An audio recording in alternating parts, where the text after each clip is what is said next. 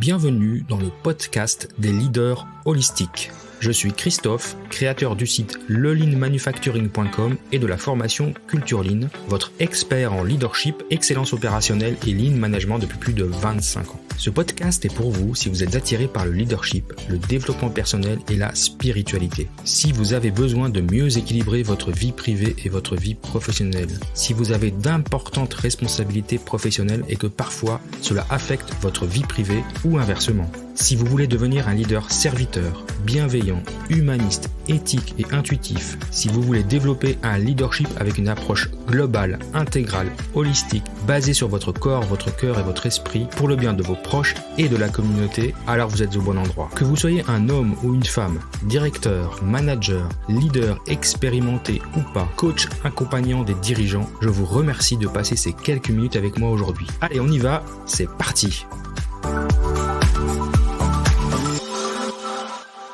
Alors dans cet épisode, nous allons continuer d'explorer les 5 blessures qui nous empêchent d'être nous-mêmes. Si vous n'avez pas écouté l'épisode précédent consacré à cette thématique inspirée du livre de Lise Bourbeau, c'est les fameuses 5 blessures, je vous conseille de l'écouter avant, en tout cas au moins la première partie, puisqu'il est consacré à la présentation du livre. Et puis aujourd'hui, nous allons explorer la blessure d'injustice. Donc pour rappel, si vous n'avez pas écouté l'épisode précédent, la blessure d'injustice est une blessure qui arrive entre 4 et 6 ans dans la petite enfance et elle est souvent, ou elle est en tout cas provoquée par le parent du même sexe. Donc si vous êtes un homme, c'est par votre père, si vous êtes une femme, c'est par votre mère.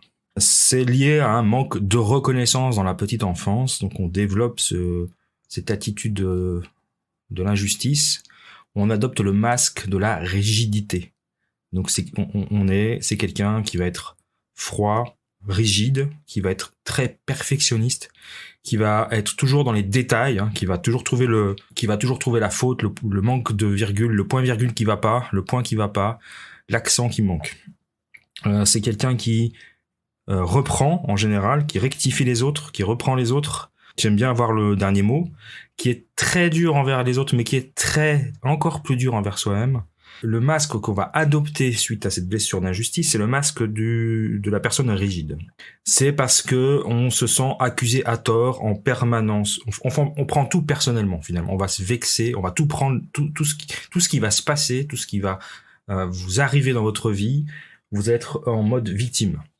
C'est, pour ceux qui connaissent, qui ont mon âge, c'est le Calimero, d'accord ? C'est le petit poussin avec la coquille sur la tête qui est toujours à dire c'est trop injuste, c'est vraiment trop injuste. C'est la victime. C'est quelqu'un qui est très dur avec soi-même, qui est très exigeant, qui est très perfectionniste, comme je l'ai dit, qui est très impatient, donc il ne supporte pas que les personnes, les collaborateurs ne travaillent pas assez vite ou aussi vite que pourraient le faire. Donc ce sont si on parle du manager ou si on parle de collaborateur ou d'amis ou même de quelqu'un de la famille, ce sont des personnes qui n'écoutent pas leurs limites et qui vont sombrer dans le burn-out.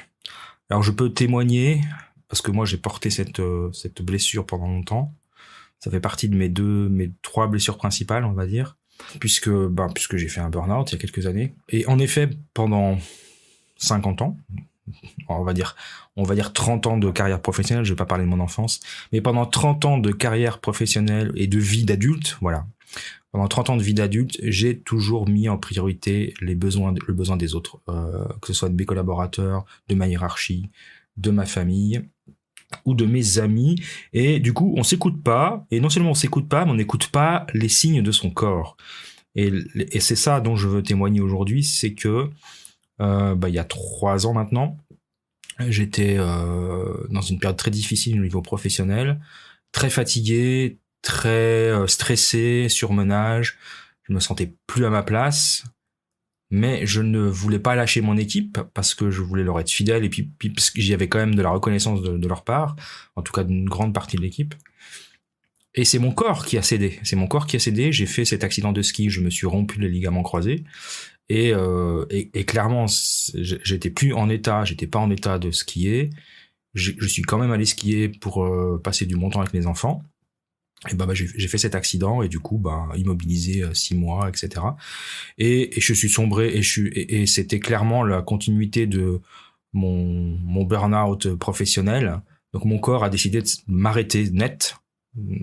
Vraiment l'image, je suis rentré dans un mur, hein, c'est le moins qu'on puisse dire.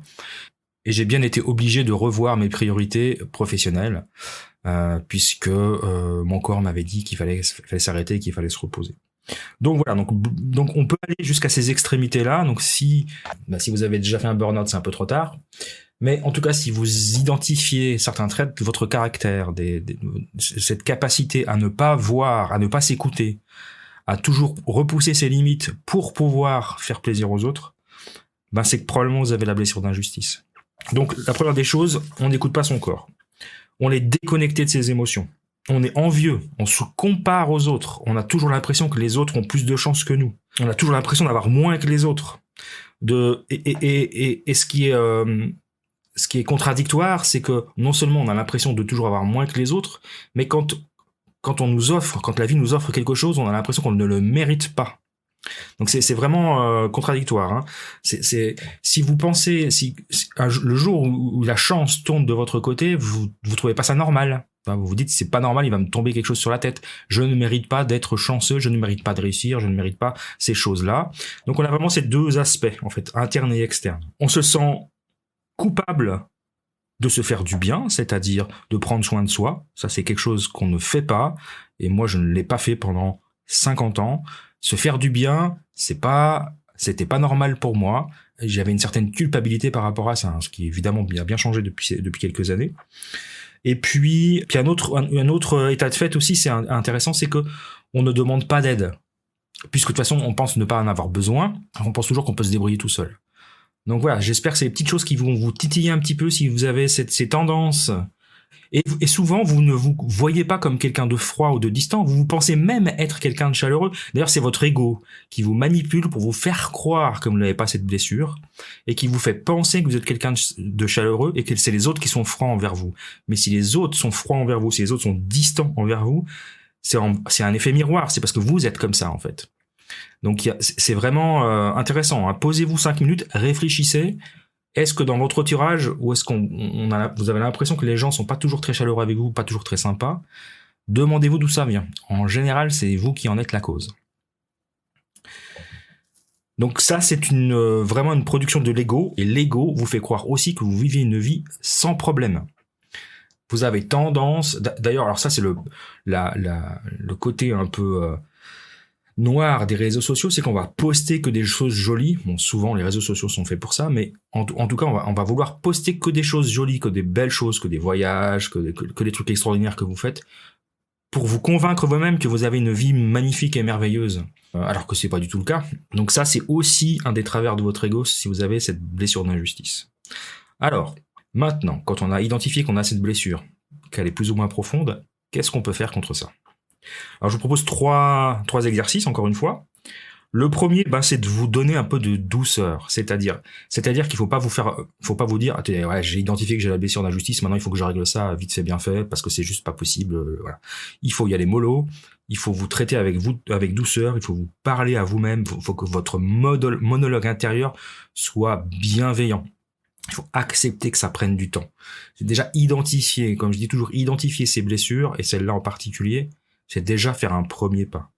C'est traiter sa blessure avec douceur, faire preuve d'empathie avec vous-même, accepter que ça va être difficile et que c'est difficile, et puis vous encourager. Donc ça, c'est le premier point que je vous conseille fortement. Le deuxième, c'est de vous lancer dans un projet qui vous tient à cœur, mais que vous ne faites pas, dans lequel vous ne vous lancez pas, je vais y arriver, parce que vous voulez toujours que ce soit parfait.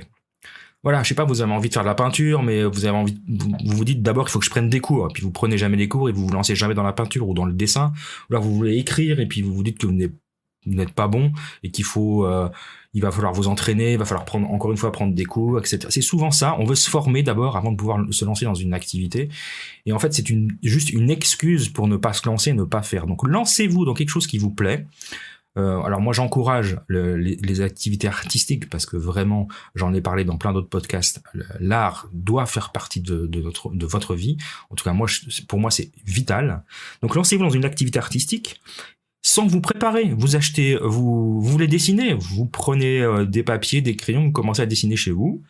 Ça sera pas parfait, mais peu importe, vous commencez à pratiquer. Vous voulez écrire, commencez à écrire tous les jours. Moi, j'ai commencé à faire mes petits poèmes japonais haïku tout seul dans mon coin. J'ai pris un petit cours de 2 heures d'initiation et that's it, quoi. On y va, on se lance. Donc faites quelque chose qui vous tient à cœur depuis longtemps, qui ne sera pas parfait, mais vous allez pouvoir progresser. Vous allez pouvoir vous améliorer. La peinture, l'écriture, la photo, un sport, quel que soit le sport. On n'est pas obligé d'être bon, hein. La cuisine, j'en sais rien. Enfin, peu importe, quelque chose qui va vous faire du bien et sur lequel vous allez accepter de ne pas être parfait. Et puis le troisième, c'est de travailler sur son saboteur interne. Alors là, ça c'est un peu plus difficile. On a ce fameux monologue intérieur et quand on a le masque de la rigidité, on est très très dur avec soi-même. Vraiment on se parle très mal. Donc si vous avez cette tendance à vous autocritiquer, à chaque fois que vous vous autocritiquez, pour compenser cela, il faut vous octroyer 3 compliments. 3 compliments pour une critique. Alors ça, c'est la loi de Losada. Le principe de Losada, par contre, qui est un scientifique, qui a démontré que pour chaque effet négatif, chaque chose négative, on peut les compenser en vivant 3 choses positives. Donc si vous critiquez, je suis nul aujourd'hui, j'ai encore raté, c'est pitoyable, voilà. Vous faites un constat d'échec, et ben ok, bon, vous avez ce réflexe parce que vous avez encore ce sentiment d'injustice, vous avez ce réflexe d'être dur avec vous-même. Tout de suite vous l'identifiez et pour contrecarrer cela, il faut vous faire 3 compliments, il faut trouver 3 choses positives par rapport à vous-même. Et vous verrez que avec le temps, déjà vous allez identifier ce monologue intérieur, ce saboteur interne, vous allez commencer par le rendre plus faible jusqu'à l'éliminer. Donc se focaliser sur les choses positives dans votre vie pour rééquilibrer ce fameux saboteur interne. Voilà, mais j'espère que vous avez trouvé intéressant cet épisode sur la blessure d'injustice qui je pense beaucoup de gens ont, parce que en tout cas moi je connais quelques managers qui le portent très bien, des gens très très très rigides. Et voilà, bon, il faut savoir d'où ça vient, c'est intéressant. Et puis pratiquer sur vous-même. Hein. Aujourd'hui, je ne vous ai donné que des solutions pour vous améliorer vous-même. Très difficile de pouvoir améliorer les autres. Le seul conseil que je donnerais, c'est faites écouter cet épisode à une personne qui vous semble souffrir de la blessure d'injustice pour qu'elle puisse réaliser qu'elle n'est pas toute seule. Et puis que ça se soigne. Voilà. En tout cas, je vous remercie beaucoup et je vous retrouve dans un prochain épisode. À très bientôt. Au revoir.